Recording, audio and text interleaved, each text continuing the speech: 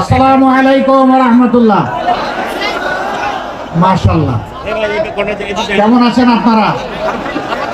কয়টায় শুরু হয়েছে? আলহামদুলিল্লাহ, সেই সময় থেকে শুরু করে দীর্ঘক্ষণ আপনারা আছেন। নিশ্চয়ই এতক্ষণে পেটে ক্ষুধা লেগেছে। পেটে ক্ষুধা লাগলে কিন্তু মেজাজ ভালো থাকে না। আপনাদের মেজাজ ঠিক আছে তো? শোনা যাবে তো? ধন্যবাদ আপনাদেরকে। পাবনা হচ্ছে আমাদের আবেগের ঠিকানা। আমাদের আমিরে জামাতকে ঠান্ডা মাথায় খুন করেছে খুনিরা। তার রক্ত ভেজা দেহ এই পাবনার মাটিতে আমরা আমানত রেখেছি। এখন যেখানে দাঁড়িয়ে কথা বলছি, এই জায়গায় ইউনিয়ন পরিষদের একজন সদস্য থেকে শুরু করে যিনি জাতীয় সংসদের সদস্যের পদ বারবার অলঙ্কৃত করেছেন, আপনাদের ভালোবাসা, আপনাদের সমর্থন, আপনাদের ভোট নিয়ে সেই মানুষটাকে ঠান্ডা মাথায় খুন করা হয়েছে।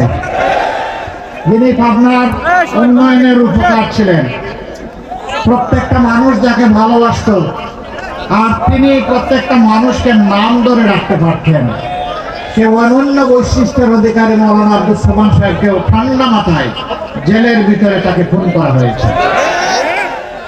আমি দাঁড়িয়েছি ফ্যাসিস্ট আমলের 15.5 বছরে। অসংখ্য আলেম ওলামা, রাজনৈতিক নেতাকর্মী,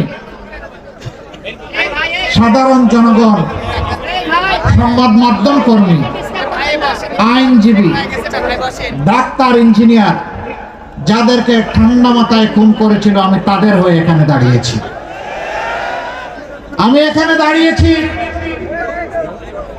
কান্না ভেজা চোখ নিয়ে। আমার যে মা তার সন্তানকে এখনো খুঁজে বেড়ান, আমার সন্তানটা কি বেঁচে আছে নাকি দুনিয়া থেকে বিদায় নিয়েছে।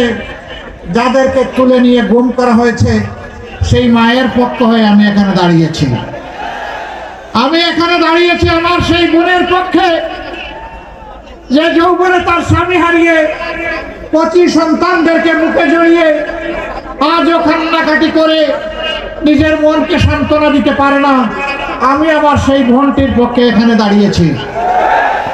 আমি এখানে দাঁড়িয়েছি সেই অবুঝ এতিম সন্তানদের পক্ষে, যাদের বাবাকে তাদের বুক থেকে নিয়ে খুন করা হয়েছে, গুম করা হয়েছে, যাদের হদিস এখনো তারা জানে না বাবা তাদের বেঁচে আছে নাকি দুনিয়া থেকে বিদায় নিয়েছে। আমি সেই অবুঝ শিশুদের পক্ষে এখানে দাঁড়িয়েছি।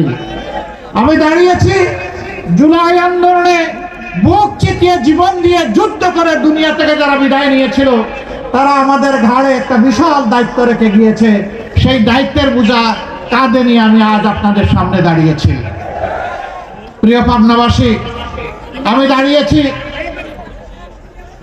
স্বৈর শাসনের বিরুদ্ধে যুদ্ধ করে যারা আহত হয়েছে, পঙ্গু হয়েছে, চোখ হারিয়েছে, পা হারিয়েছে, মেরুদণ্ডে আঘাত পেয়ে হাসপাতালের বেডে কিংবা নিজের বাড়ির বিছানায় অবশ হয়ে পড়ে আছে, আজ আমি তাদের হয়ে এখানে দাঁড়িয়েছি।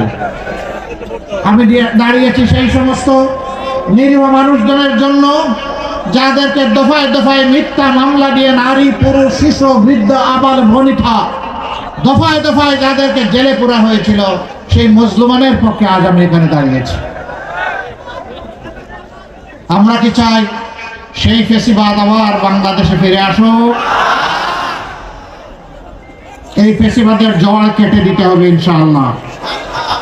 আপনারা পারবেন? কেউ পারবেন? গর্জে উঠতে হবে।